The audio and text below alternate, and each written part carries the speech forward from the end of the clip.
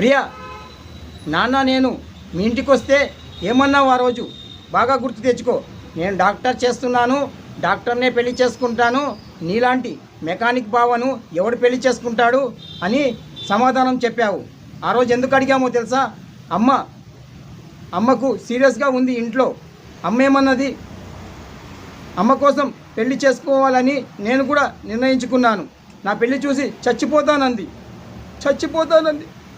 అందుకోసం వరుసకు భావనవుతానని మీ ఇంటికి వచ్చాము. డాడీ మనసు ఎంత బాధపడిందో తెలుసా? నువ్వు ఆ మాట అన్నాక మేము తిరిగి ఇంటికి వెళ్ళాము. కానీ అమ్మ బతకలేదు. అమ్మ చచ్చిపోయింది ప్రియా. అమ్మ చచ్చిపోయింది. నువ్వు మీ డాడీ మోసపోయారు. ఎలా తెలుసా? నీ వెనుక